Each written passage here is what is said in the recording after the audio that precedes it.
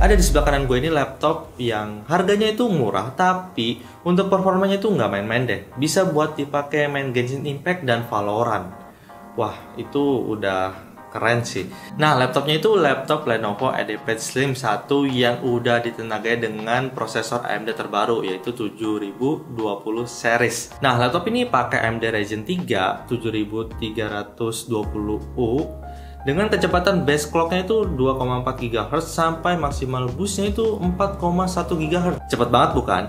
Ditambah memiliki 4 cores dan 8 threads yang tentunya bisa ngebantu untuk multitasking dan buat main game tentunya. Untuk GPU-nya masih integrated bawaan dari prosesor. Dia pakai AMD Radeon 610M. Walaupun GPU-nya masih integrated, pokoknya jangan remehin deh untuk performanya. Nanti gua jelasin deh untuk uji performa gaming di laptop ini.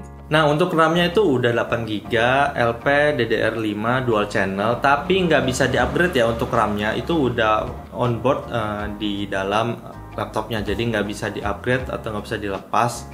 Jadi udah fix 8GB, nggak bisa diapa-apain lagi.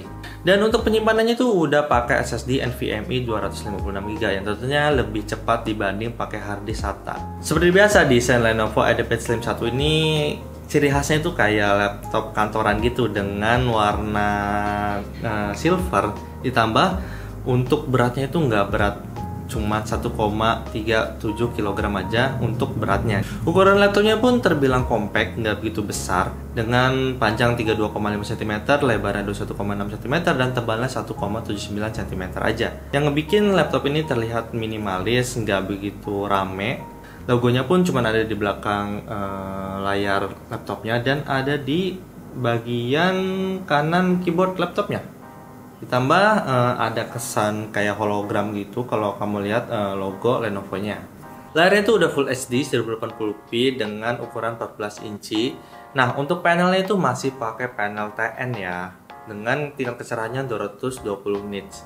Seperti yang kamu ketahui kalau panel TN ini untuk warnanya itu nggak semewah panel IPS ya. Jadi buat kamu yang ngebutuhin tingkat keakurasian warna yang tepat, ini nggak begitu cocok sih kalau pakai panel TN ya. Kalau kamu misalkan seorang desain grafis atau editor yang membutuhkan warna yang akurat, laptop ini nggak bisa ngasih keakurasian warna yang tepat. Oh iya, ditambah panel TN ini untuk viewing angle-nya itu nggak bisa dilihat dari kanan kiri karena bakal berubah untuk tampilan warnanya. Jadi mungkin harus dipasin ya kalau mau pakai laptop ini. Jadi harus si layar ini ngepas sesuai dengan pandangan kita. Jadi kalau pandangannya berbeda sedikit itu bakal berubah untuk warnanya. Tapi sisi baiknya panel TN itu ketika kita lagi kerja di ruang publik atau kayak di cafe gitu, orang lain ngelihat dari sebelah kanan atau sebelah kiri itu nggak begitu kelihatan untuk layar yang ditampilkannya itu. Laptop ini udah dilengkapi dengan webcam dengan kualitas 720p 30fps ya, standar deh. Yang penting muka kita kelihatan di dalam kameranya. Jadi untuk kayak video call atau Zoom meeting itu masih bisa berfungsi. Oke, ini adalah hasil dari video webcam yang ada di laptop Lenovo ini. Seperti inilah hasilnya dan ya standar deh untuk kualitas videonya. Cukup untuk sekedar video call ini udah sangat cukup banget sih. Yang penting wajah kita yang kelihatan dengan cukup jelas. Ya standar deh, nggak ada yang istimewa, nggak begitu bagus untuk webcamnya. Tapi untuk kebutuhan video call ya masih oke deh. Untuk konektor pada laptop ini, kamu bisa lihat di sebelah kiri laptop ini dia ada konektor DC-in atau buat ngecas, terus ada USB Type A 3.2 Gen 1, ada HDMI, terus ada USB Type C 3.2 Gen 1 dan ada audio jack 3,5 mm.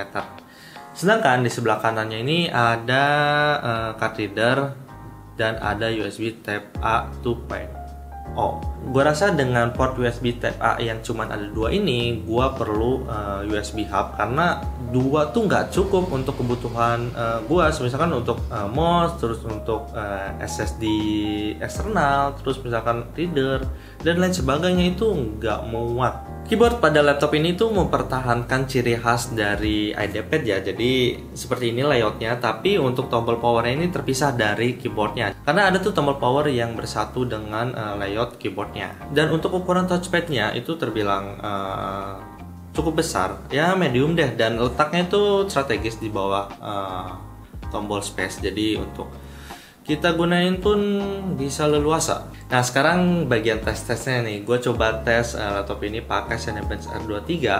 Laptop ini bisa dapat skor multicore-nya itu sekitar 3402 poin, dan untuk skor single core-nya itu dapat skor 1008 poin. Selanjutnya untuk uji media penyimpanannya itu gue coba tes untuk kecepatan bacanya itu dapat 1678 MB, dan untuk kecepatan tulisnya itu 720 MB. Ini termasuknya cepat lah untuk SSD di kelas harga 5 jutaan. Karena kalau dibanding dengan laptop yang masih pakai hard disk SATA itu kecepatannya jauh lebih beda, jauh lebih cepat malah pakai SSD gitu tuh. Jadi bisa ngebantu untuk booting, buka aplikasi jadi jauh lebih cepat. Pokoknya laptop sekarang tuh minimal pakai SSD lah. SATA tuh udah ketinggalan deh karena bootingnya tuh lama ya. Nah ini dia untuk tes performa gaming nih. Tentu game yang pertama perlu gue coba itu game Genshin Impact, karena gamenya itu berat dan butuh prosesor dan GPU yang benar-benar cepat dan bisa compatible dengan game Genshin Impact.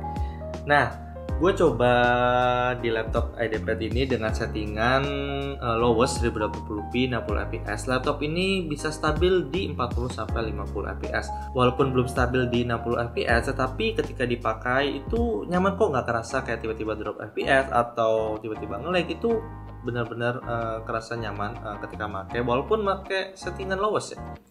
Gue coba jelajah Teyvat sambil menyelesaikan daily misi, lancar, benar-benar lancar. Gue main Spiral Abyss pun lancar, nggak ada drop FPS. Jadi pokoknya main Genshin Impact di laptop iPad Slim 1 ini benar-benar playable, walaupun nggak sampai mentok 60 fps ya. Lanjut ke game FPS nih, game yang saat ini populer dan masih banyak banget yang main, yaitu game Valorant. Nah, gue coba main game Valorant di laptop iPad Slim 1 ini dengan settingan lowest 1080p. Laptop ini sangat mampu dengan nembus hingga 100 fps. Gue coba main pun FPS-nya stabil di kisaran 80-100 fps. Termasuknya udah stabil ya, ngelewatin 60 fps. Gue coba main Deathmatch pun lancar, nggak kerasa tiba-tiba nge-lag gitu. Nembak sana sini pun enak, grafiknya nggak burik walaupun gue pakai settingan low ya. Pokoknya dari kedua game itu, Genshin Impact sama Valorant bener-bener playable di laptop iPad Slim 1 ini. Walaupun pakai settingan lowest ya, settingan yang terendah. Nah selain buat main game, gue coba pakai nih untuk produktivitas seperti ngedit video di Premiere Pro. Gue pun coba ngedit video 4K, walaupun gue nggak berharap lebih ya di laptop ini buat ngedit video 4K. Ketika playback dan kualitas 1/8 itu masih bisa sedikit lancar ya, cukup lancar walaupun kadang emang nge-lag parah. Dan untuk scrubbing itu nggak perlu diharapkan sih, bener-bener nge-lag banget ketika scrubbing video 4K. Nah selanjutnya gue coba ngedit video 1080p. Gue coba scrubbing di timeline, itu kerasa banget delaynya dan kerasa banget nge-lagnya. Dan ketika gue playback dengan kualitas 1/4 itu masih oke sih, lumayan lancar ya ketika playback. Tapi kadang tiba-tiba nge-lag, tiba-tiba kayak kerasa banget itu kayak ada delaynya dikit. Karena editannya ini udah pakai grading juga, jadi bisa memperberat proses ketika ngedit. Gue pun coba ekspor video Full HD ini dengan durasi 3 menitan. Laptop ini mampu nyelesain sekitar 5 menitan.